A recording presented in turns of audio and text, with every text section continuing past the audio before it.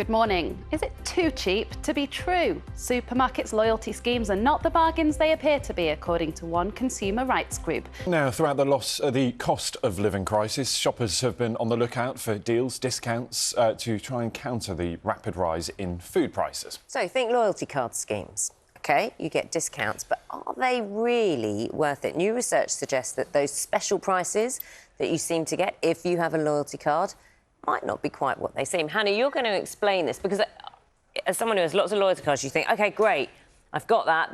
That's a really good discount if you've got it. But am I really getting a discount? Yeah, and I don't know about you, but I feel like every time I open my purse, there's another discount card in there or loyalty card for every shop I ever go into. But yeah, let's have a look at it. The chances are, as you're watching this, you probably are a member of one of those loyalty schemes, with some retailers recently introducing the idea of discounted prices for people who use one.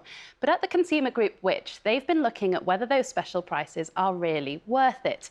This is what they did. They tracked prices for over 100 products at Sainsbury's and at Tesco over the course of 6 months to see when items were at their so-called regular price versus when they were discounted. They also compared the loyalty card prices with what you could get at another supermarket. And the results suggest that most of the time, around a third of the products were being sold at the lower price, leading Which to ask whether those discounted prices are really a discount at all. Let's have a look at an example. Tesco were selling a bottle of Heinz salad cream that cost £3.90 or £3.50 with a loyalty card. And researchers found that this regular price had been increased from just £2.99 a few weeks before the promotion started. In the case of Sainsbury's, Which looked at a 200-gram jar of Nescafe coffee, it was priced just over £8, discounted to £6 with a Nectar card. But then they compared that price and the discount price with other retailers, and you could have found that same jar of coffee at Morrison's or Waitrose for £6 without it having a so-called discount. Finally, Which say that it could be difficult for some people to access these so-called offers, things like age, address restrictions, which they claim would prevent young people or those living in temporary accommodation from benefiting.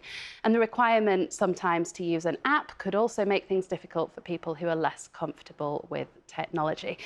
Of course, we put all of this both to Sainsbury's and to Tesco. They defended their loyalty schemes, saying that the research covers only a small proportion of the thousands of products that they apply discounts to. They also say they follow strict rules around discounting that have been set out by trading standards. But this might not be the end of the story, because Which have shared their findings with the Competition and Markets Authority, which was set up to protect consumers from unfair business practices. They say their specialist retail team will be looking at the information that's been provided. Well, we're interested in hearing your thoughts on this morning. There are lots of ways to get in touch with us at BBC Breakfast. You can send us a message on WhatsApp. The number is on your screen now, or you can scan the QR code with your phone's camera. That will automatically start a chat with us. Remember to include your name if you want us to say it out loud. You can still get in touch with us by email and on Twitter as well. So, Naga and Ben, I think it's one of those things, you know, Competition and Markets Authority might look into this. A lot of people might also be looking a little bit more closely at those so-called deals the next time they pop to the shops. I will be now. Thanks for that.